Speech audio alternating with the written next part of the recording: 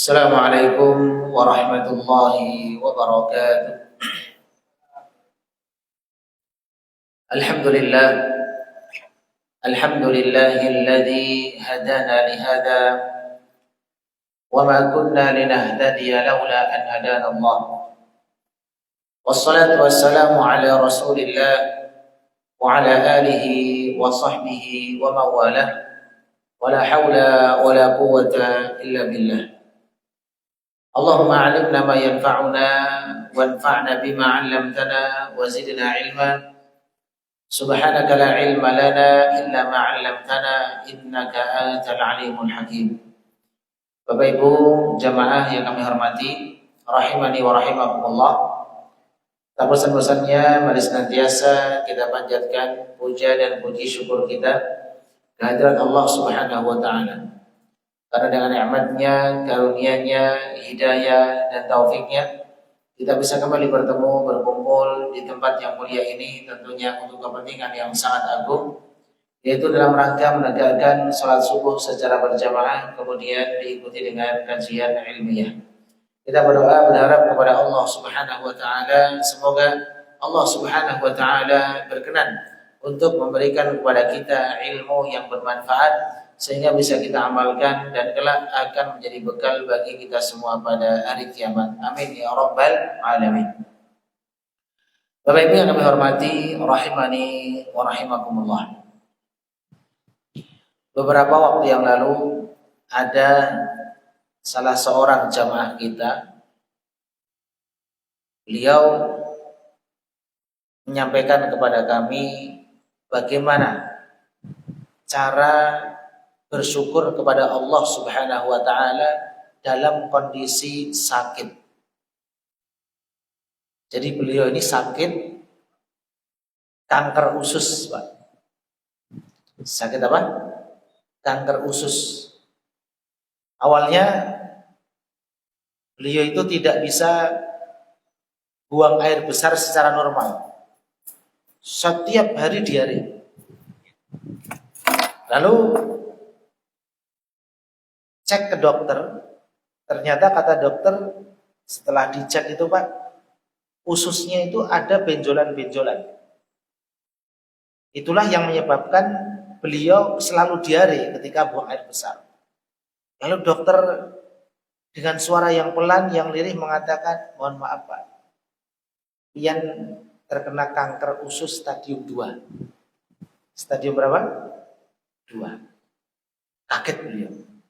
Oh ternyata ini yang menyebabkan saya selalu diare ketika buang air besar. Setelah itu beliau ikhtiar. Insya Allah kita tahu ya Pak, istilah kemo itu tahu ya. Di kemo Pak. Kemudian kata dokter ini harus dipotong. Dipotonglah 0,5 meter Pak. Karena beliau cerita kira-kira 1,5 meter katanya usus itu. Mungkin usus besar yang dimaksud. Dipotong 0,5 meter. Lalu setelah itu dicek, ternyata masih ada sisa-sisa kanker itu Pak, kecil tapi di kemo. Ternyata tumbuh. Akhirnya Pak, ususnya semuanya dipotong, dibersihkan. Dan beliau sekarang tidak punya usus besar. Sehingga kalau buang air besar, mohon maaf Bapak Ibu sekalian, itu lewat samping. Pernah lihat ya Pak? Jadi pakai kantong, dan kantong plastiknya itu Pak, harganya kata beliau 65.000. 2 hari sekali ganti. Berarti kalau 30 hari berapa kali ganti Pak? 15. Coba 15 kali 6 berapa? Berapa Pak? 90 ya. Berarti 900.000. Itu 1 bulan untuk ganti apa? Kantong. Dan beliau cerita, saya kalau buang air besar, mohon maaf, itu nggak pernah ngerasa. Hilang rasanya Pak. Bahkan tangan beliau, kaki beliau tidak botak. Tapi efeknya di mana? Kulitnya itu mati rasa. Nggak punya usus. Kalau buang air besar lewat samping, tiap 2 hari sekali harus ganti kantong. Kemudian mati rasa. Makan pun ada pantangannya Pak. Tidak boleh sembarang makan beliau. Karena ada, kalau tidak salah, empedunya juga dibuang. Bisa difahamkan, Pak. Empedunya juga dibuang. Maka setelah itu beliau tanya, bagaimana Ustaz cara kita bersyukur? Lalu saya sampaikan, Pak, beberapa waktu yang lalu saya baca di kitab para ulama rahimahumullah bahwa cara bersyukur pian itu, meskipun saya bukan praktisi, yang praktisi itu pian, karena pian yang merasakan sakit itu. Tapi kaidahnya disebutkan oleh para ulama. Saya tanya kepada pian, saya bilang gitu, Pak, berapa tahun Allah kasih kesehatan kepada pian? Lalu beliau menjawab, 60 tahun lebih, Ustaz. Berapa tahun pian sakit kanker? Belum ada 1 tahun. Lebih banyak sehatnya atau sakitnya, Pak? Lalu beliau menjawab, lebih banyak sehatnya. Artinya, Pak, kita banyak diberikan nikmat oleh Allah Azza wa Jalla, lupa bersyukur.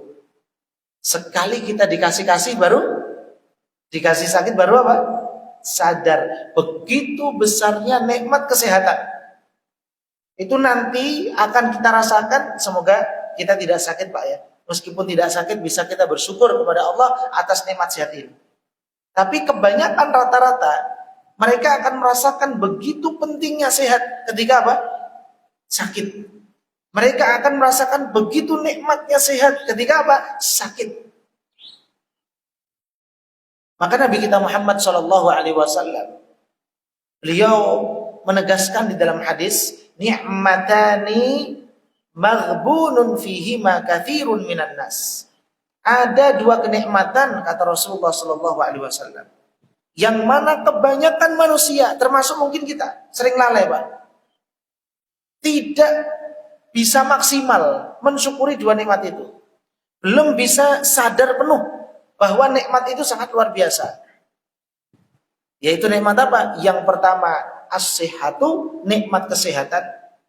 Yang kedua, al-faraghu, nikmat waktu luang. Kita akan merasakan 2 nikmat ini sangat istimewa. Kapan? Pertama, ketika sakit. Yang kedua, ketika kita sibuk bener, Pak. Banyak masalah, baru kita tahu nikmat ya punya waktu longgar. Sehingga Bapak Ibu sekalian, saking pentingnya nikmat sehat ini, sampai Rasulullah SAW bersabda khusus 1 hadis, Pak, berbicara tentang kesehatan. Yaitu hadis tentang setiap persendian itu wajib untuk kita sedekahkan kepada Allah setiap hari. Di dalam sebuah hadis, Nabi kita Muhammad SAW bersabda, kullu sulama minan nasi alaihi sadaqah, kata beliau. Setiap persendian manusia wajib untuk disedekahkan untuknya setiap hari. Setiap hari. Dari kapan? Kata beliau, kulla yaumin, setiap hari, tatlu'u fihi syamsu, dari sejak matahari terbit. Kita harus segera sedekah ini, Pak. Dan kita tahu persendian kita itu jumlahnya berapa? 360. Disebutkan di dalam sebuah hadis, fil insani, kata beliau SAW, setiap manusia 360 mifsalah, memiliki 360 sendi. Fa'alaihi, kata beliau, maka ia wajib, kita ini Pak, wajib an yatasaddaqa an kulli mafsilin fi kulli yaumin bisadaqah. Wajib atas kita bersedekah atas setiap sendinya setiap hari. Jadi per sendi itu 1 sedekah. Berarti kalau 360 sendi, berapa sedekah, Pak? 360 sedekah. Banyak atau sedikit? Banyak. Sehingga beliau SAW memberikan contoh di dalam hadis ini, bagaimana cara bersedekah. Apakah sedekah itu hanya dengan uang? Apakah sedekah itu hanya dengan harta? Beliau sebutkan beberapa contoh sedekah. Ternyata sedekah itu, Pak, tidak terbatas pada harta saja. Karena tidak setiap orang diberikan kelonggaran dalam masalah finansial. Maka disebutkan oleh beliau Shallallahu Alaihi Wasallam yang pertama, kata beliau, justru ini yang luar biasa Pak, yang pertama ini. Gak semua orang bisa. Yaitu apa? Ta'dilu bainal itsnaini shadaqah, kata beliau. Ini contoh sedekah Pak. Yaitu apa? Berbuat adil, kata beliau, di antara dua orang yang sedang bersengketa. Ini termasuk sedekah. Jadi dia itu jadi penengah. Ini termasuk sedekah Pak. Menyelesaikan masalah orang lain, ini termasuk sedekah. Dan tidak semua orang diberi kemampuan logika yang kuat sehingga dia bisa memecahkan masalah. Maka Bapak Ibu sekalian, kalau di dalam satu organisasi, di dalam satu wadah lembaga, sekolah, pesantren, tidak ada satupun yang logikanya kuat untuk menyelesaikan masalah, pasti sekolah itu ruwet Pak. Pasti pakai perasaan semua itu. Saya nggak senang sama dia, SP1. Kalau saya senang sama dia, lanjut, meskipun melanggar. Saya nggak senang sama dia, keluarkan. Yang ini karena senang meskipun banyak pelanggarannya, nggak pernah ditindak. Itu pakai perasaan. Maka di dalam satu lembaga, entah itu masjid, entah itu pesantren, entah itu rumah sakit, yayasan apapun itu Pak, organisasi apalagi, itu harus ada orang-orang yang logikanya kuat. Untuk apa? Memecahkan masalah. Kalau bahasa Inggrisnya problem apa Pak? Solving. Nah, terus saya begitu. Saya nggak tahu cara bacanya itu. Seorang pemimpin terutama harus punya. Kalau nggak punya, dia harus punya wakil atau bawahan yang punya skill ini, yaitu apa? Memecahkan masalah. Kalau dalam satu lembaga, sekali lagi, tidak ada satupun yang bisa memecahkan masalah, satupun tidak, logikanya tidak kuat, semuanya lemah logikanya, maka pastikan lembaga itu rusak. Semuanya pakai perasaan. Maka ini termasuk Bapak Ibu sekalian keistimewaan yang tidak dimiliki oleh setiap manusia. Bisa memecahkan apa? Masalah. Saya kasih contoh Pak. Ini contoh real, mungkin di kuliahan nggak akan dipelajari hal seperti ini. Tapi ini murni pembelajaran dari kehidupan sehari-hari. Contoh Bapak Ibu sekalian, ini pernah terjadi di pesantren kami Pak. Ada seorang santri, bermasalah santri ini Pak. Tapi qadarullah tetangga pondok. Jadi santri ini memfitnah ustadznya. Apa kata santri ini? Lapor kepada ibunya, Bu, ustadz itu buang sabun saya ke tempat sampah, kata dia. Jadi santri ini lapor ke ibunya tetangga pondok. Ustadz itu buang sabun saya ke tempat sampah. Siapa Pak yang gak marah seorang ibu begitu kan? Saya nyari nafkah susah-susah kok sabun anak saya dia Pak dibuang, pasti marah kan? Qadarullah ibunya juga orang yang kurang berpendidikan. Orang itu kalau kurang pendidikan Pak, biasanya mudah tersulut apa? Emosinya. Logikanya nggak jalan sama sekali. Coba kalau dipikir Pak, kalau dipikir ya, ngapain buang sabun? Nggak ada kerjaan. Kan begitu. Akhirnya Pak, datang ke pondok Pak. Itu saya habis dari Mandas Tanah. Masih ingat saya, malam hari Ahad keempat berarti.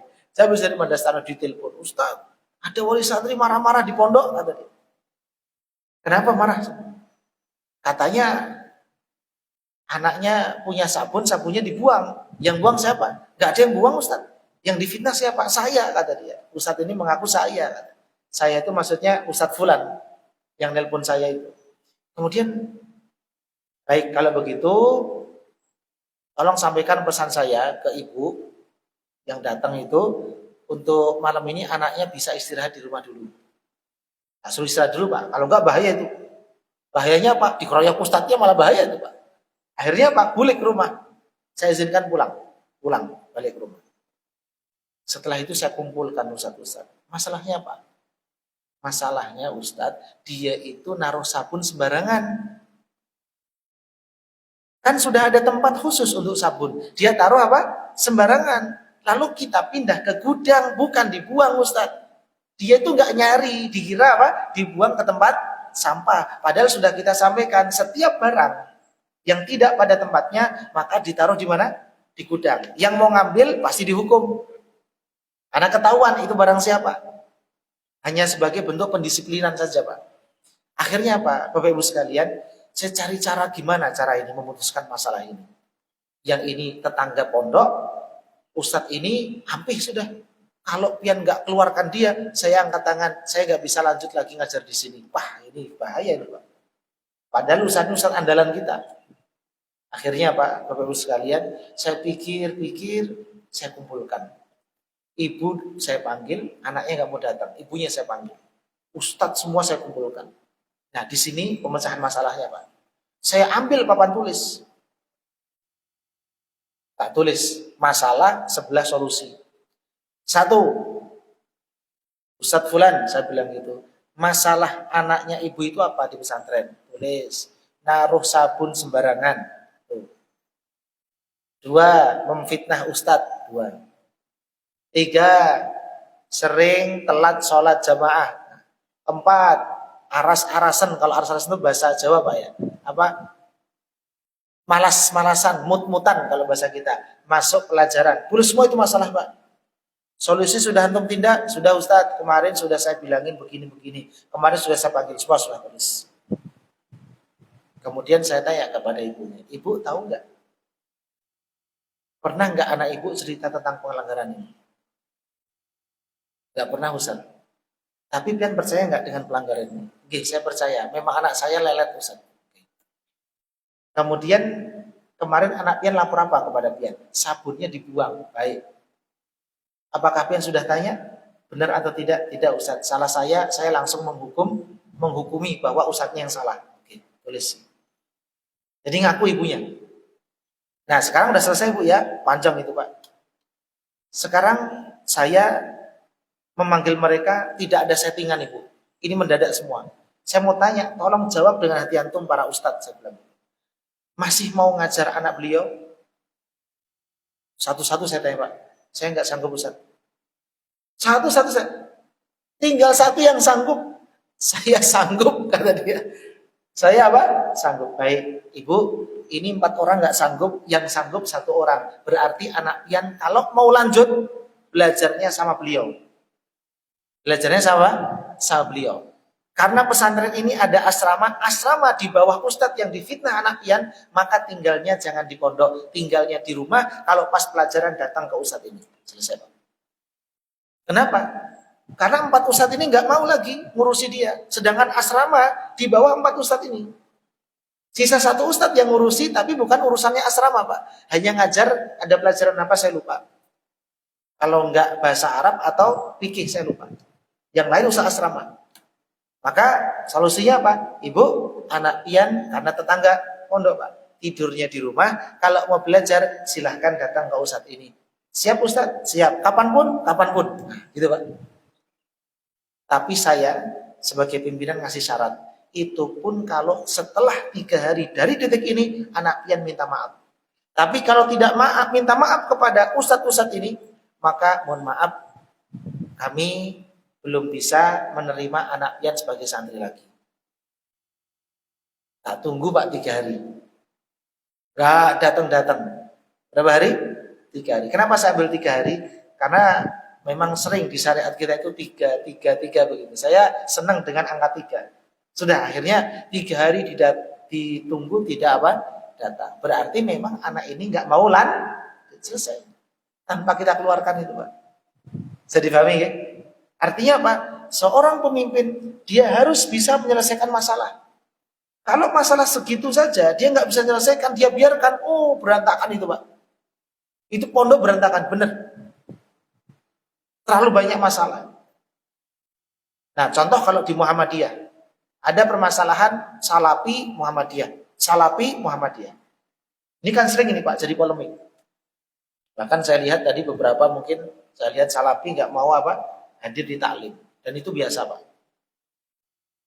Ketika kita melihat ada polemik seperti ini, Bapak Ibu sekalian, maka kita harus melihat acuan Muhammadiyah.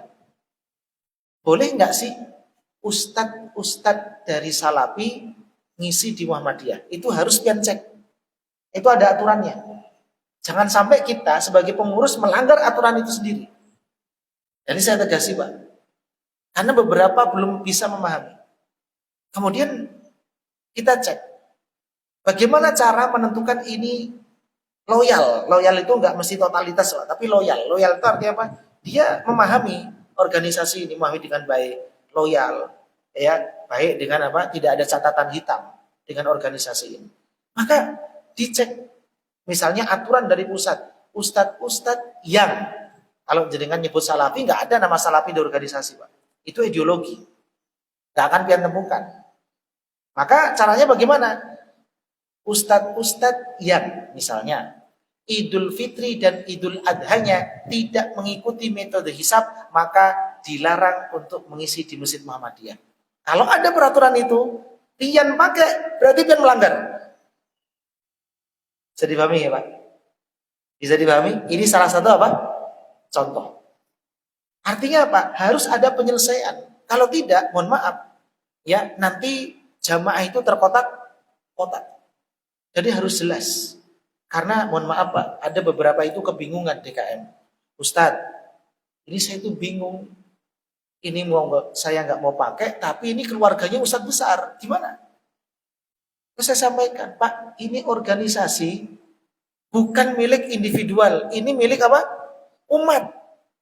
Dan punya aturan. Kalau memang nggak boleh orang yang misalnya Idul Fitrinya berbeda dengan Muhammadiyah, bisa pakai metode yang lain, maka itu hak organisasi untuk tidak memakai ustadz tersebut. Itu namanya pemecahan masalah. Terus gimana cara ustadz? Caranya gampang Pak. Panggil ustadz itu, ustadz mohon maaf, di aturan kami, organisasi kami, itu kalau ingin ngisi di sini atau dakwah di sini, maka harus mengikuti metode apa?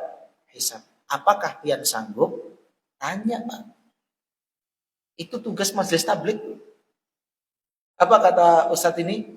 Ada dua kemungkinan. Saya sanggup, lanjut. Saya tidak sanggup, mohon maaf Ustadz, mulai besok pian belum bisa lagi ngisi di masjid apa? Ormas Muhammadiyah. Karena selesai Pak. Kita bisa jelaskan ke jamaah, buktinya ada. Ini buktinya. Percakapan direkam, gak ada masalah. Sehingga Bapak Ibu sekalian, setiap masalah itu harus diselesaikan. Supaya apa? Tidak bergulir bola itu menjadi liar. Ini yang sering terjadi di tengah-tengah ormas kita. Maka Bapak Ibu sekalian, kemarin Idul Fitri itu Pak, ada 3 Pak. Ada yang hari Kamis, masih ingat ya Pak? Ada yang hari apa? Jumat, ada yang hari Sabtu. Kita hari apa? Masa lupa Pak? Kita hari apa? Jumat, Idul Fitri kemarin. Ada yang Kamis, itu ikut Afghanistan. Ini teman-teman dari, mohon maaf, meskipun sudah dibubarkan, Hizbut Tahrir, HTI. Gitu Pak. Yang Sabtu, NU sama Salafi. Yang Jumat, apa? Muhammadiyah. Betul atau tidak? Ini ranahnya ijtihadiyah, bukan prinsip. Seandainya pian hari Sabtu pun, insya Allah nggak masuk neraka Pak gara-gara itu. Seandainya kita hari Jumat meyakini itu, kita nggak mungkin masuk neraka gara-gara itu. Begitu juga dengan hari Kamis. Tapi kalau ada orang melihat bulan, melihat matahari, itu tidak direken Pak. Dia tidak pakai metode itu, tapi pakai metode apa? Pasang surut air. Ah, ini sesat ini. Nggak ada zaman Nabi pakai pasang surut apa? Air. Tapi kalau bulan, matahari, pergerakan itu ada dalilnya. Itu khilafnya khilaf muktabar. Seandainya sesat, Muhammadiyah udah dibubarkan Pak sama apa? Pemerintah. Diperhitungkan. Artinya ini metode. Tapi Muhammadiyah punya aturan. Kalau Anda tidak mengikuti metode ini, maka mohon maaf, Anda belum bisa mengisi. Tapi kalau sebagai jamaah boleh atau tidak? Boleh. Muhammadiyah nggak pernah melarang. Tunggu di masjid Pak, di depan masjid. Yang NU kah? Jangan masuk sini. Yang Salafi kah? Awas, jangan sholat di sini. Nggak pernah Muhammadiyah seperti itu. Betul Pak ya? Bahkan, yang tahulah Pak, Gus Bah itu mengatakan apa? Gus Bah, saya kalau bukan NU, saya masuk Muhammadiyah. Ini teman-teman NU misalnya nih Pak, ngusir Gus Bah. Karena kan kadang-kadang beliau mengeluarkan statement yang kayak nyeleneh itu. Ya, tapi masuk logika. Lalu dikeluarkan oleh NU apa kata beliau? Seandainya saya bukan NU, saya akan masuk apa? Muhammadiyah. Karena di pandangan beliau, Muhammadiyah itu ahlus sunnah wal jamaah. Maka Bapak Ibu sekalian, penyelesaian masalah ini harus ada di setiap organisasi. Tapi kalau jadi jamaah silahkan, tidak ada masalah. Kemudian yang kedua, Ini jenis sedekah yang kedua. Kata beliau sallallahu alaihi wasallam, wa tu'inur rajula fi dabati. Engkau menolong seseorang yang terkait dengan kendaraannya. Disebutkan contohnya ada dua. Yang pertama, mengangkat orang itu naik kendaraan. Karena kendaraannya tinggi Pak. Di zaman itu onta misalnya. Di zaman itu kuda. Dia nggak bisa naik, diangkat. Taruh. Atau mengangkat barangnya ke kendaraan. Jadi ngangkat orangnya atau ngangkat apa? Barangnya. Ini juga termasuk sedekah. Bawakan barang orang, bawakan tas, itu termasuk sedekah. Tapi sedekah bukan pakai logika Pak. Sedekahnya pakai apa ini? Power, pakai kekuatan. Ini juga termasuk sedekah. Kemudian kata beliau sallallahu alaihi wasallam yang ketiga, wal kalimatu thayyibatu shadaqah. Perkataan yang baik itu juga termasuk sedekah. Jadi seseorang mengucapkan subhanallah, alhamdulillah, la ilaha illallah, 3 ucapan itu Pak. Berarti 3 sedekah sudah. Seseorang berkata baik kepada temannya, apa kabarmu? Itu juga termasuk apa? Sedekah. Kabarku baik, itu juga termasuk sedekah. Sudah 5 dia ucapkan Pak. Kemudian kata beliau sallallahu alaihi wasallam, wa bi kulli khutwatin tamshiha ila sholati shadaqah. Setiap langkah kakimu menuju masjid untuk sholat itu juga termasuk sedekah. Bahkan setiap langkah loh. Per langkah itu 1 sedekah. Masya Allah. Berarti tadi kita jalan dari rumah misalnya jalan Pak. 10 langkah. Berarti berapa sedekah? 10. Bahkan di dalam hadis lain diangkat 10 derajat. Dihilangkan 10 kesalahan. Setiap langkah itu Pak. Kalau pakai motor bagaimana Ustaz? Nah ini kontemporer Pak ya. Wallahu alam kalau pakai motor seperti apa? Yang jelas tetap mendapatkan pahala apa? Sedekah. Tapi jumlahnya wallahu alam. Apakah ikut perputaran roda atau ikutnya tetap langkah kaki? Seandainya dia jalan kaki berapa langkahnya? Wallahu a'lam bishawab. Kemudian kata beliau SAW yang keempat, wa tumitul ada 'anit tariqi shadaqah. Engkau menyingkirkan gangguan dari jalan juga termasuk apa? Sedekah. Berarti ada berapa sedekah di sini Pak? 4. Yang pertama apa tadi? Sedekah dengan logika, dengan pikiran, memecahkan apa? Masalah. Ya. Yang kedua, menolong orang ke kendaraannya, baik membawa dia, mengangkat dia, atau mengangkat barangnya. Yang ketiga, perkataan yang apa? Baik, sedekah. Yang keempat, langkah kita menuju masjid untuk melakukan sholat. Ini juga termasuk sedekah. Dan yang kelima, menyingkirkan gangguan dari jalan. Ini juga termasuk sedekah. Kira-kira berat nggak Pak? Kalau kita sedekah setiap hari 360 kali. Berat atau tidak? Kira-kira. Sangat berat. Betul Pak ya? Sangat berat. Bukan berat kadang-kadang bisa saja. Tapi ngitungnya yang susah Pak. 1 tulis di buku Pak. 2, 3 susah. Makanya kata beliau sallallahu alaihi wasallam. Karena beliau tahu kita bakal kesusahan Pak.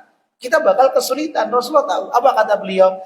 Wa yujzi'u andalika raka'ataini yarka'uhuma minat duha.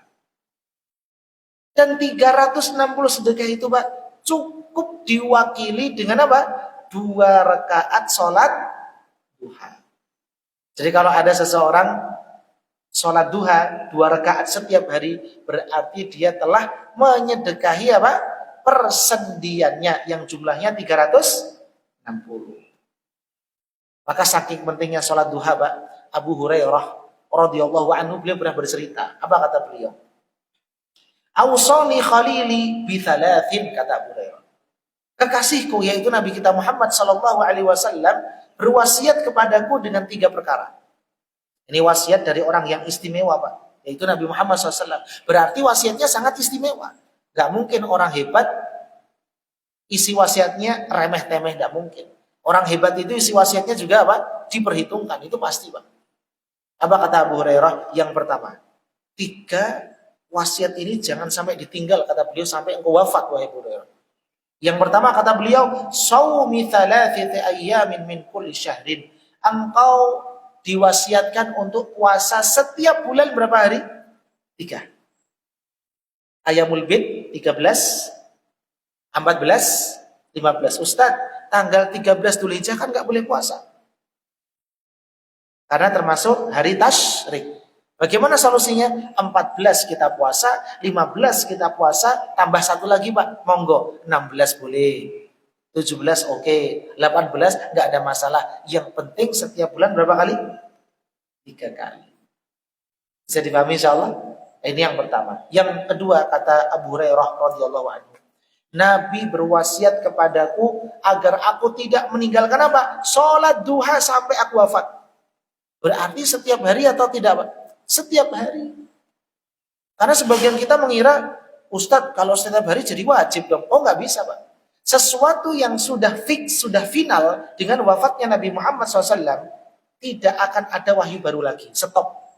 Yang wajib hukumnya tetap wajib sampai kiamat, yang haram hukumnya tetap haram sampai kiamat, yang sunnah hukumnya tetap sunnah sampai kiamat. Semenjak Nabi wafat. Gak mungkin ada perubahan. Jadi sholat duha itu Pak, meskipun kita lakukan setiap hari, gak mungkin jadi wajib. Tetap hukumnya apa? Sunnah. Gak mungkin jadi wajib. Sehingga ini wasiat Nabi Muhammad SAW kepada Abu Hurairah. Itu juga berlaku untuk kita Pak. Kalau Abu Hurairah saja yang kami yakin Pak, beliau itu rajin sedekah. Beliau penuntut ilmu yang sangat luar biasa, nulis hadis, menghafal hadis, itu kan sedekah semua Pak. Beliau saja diwasiatkan untuk sholat duha, apalagi siapa? Kita. Maka kita lebih membutuhkan sholat duha daripada Abu Hurairah radhiyallahu anhu. Yang ketiga kata beliau radhiyallahu anhu, wa naumin ala witrin. Nabi berwasiat kepadaku supaya aku witir dulu baru guring Pak, baru tidur. Kan yang sunnah itu witir di akhir, betul Pak ya. Khusus Abu Hurairah ini Pak wasiat, kamu witir dulu baru tidur. Kenapa? Karena Nabi tahu Abu Hurairah sibuk menuntut ilmu sampai tengah malam Pak, larut malam. Makanya beliau sebelum tidur dianjurkan untuk sholat apa? Witir, sekalian sholat malam mungkin. Witir. Tapi bagi kita yang tidak ada kegiatan, sholat witir itu yang paling sunnah adalah dilakukan di akhir apa? Malam. Setelah selesai aktivitas sholat tahajud kita, baru diakhiri dengan sholat witir. Itu hanya anjuran. Tapi kalau witir dulu baru tahajud, nggak ada masalah. Tidak perlu witir lagi. Kenapa? Karena witir itu di dalam satu hari, di dalam satu malam hanya berapa kali? 1 kali. Tidak boleh 2 kali. Ini Bapak Ibu sekalian, sholat duha. Yang paling penting adalah sholat apa? Duha. Karena sekali lagi Pak, nikmat sehat itu nikmat yang paling istimewa setelah nikmat Islam. Ada seseorang melihat temannya ini Pak, ya Allah, saya tuh pingin punya mobil cakep kayak gitu.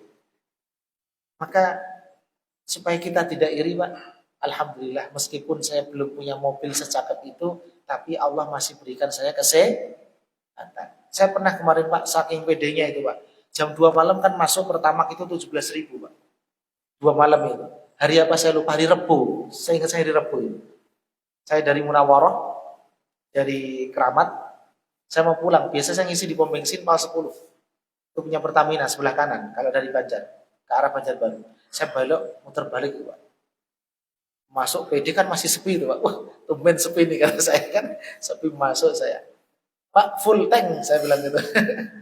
Kemudian dia ketawa. Yang lihat dulu Bang harganya, kata dia. Loh, berubah kah? Itu 7-nya salah kan? 17.000. Saya nggak tahu kalau berubah Pak. Nah, hitung dua aja, jangan full tank Pak. 70.000 aja. Karena biasanya full tank itu 70 apa? 70.000 aja. Ketawa Masnya. Kenapa? Biar nggak beritahu naik. Makanya saya tanya Pian itu lihat 17.000 sekarang.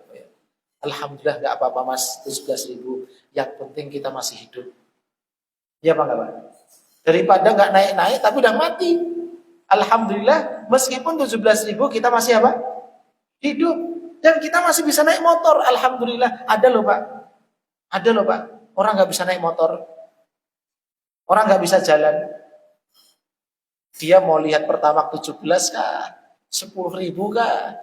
Dia nggak ngereken malah 17.000 biarin kata dia. Saya saja nggak bisa apa? Naik motor kata dia. Saya nggak bisa jalan. Maka ini nikmat loh Pak.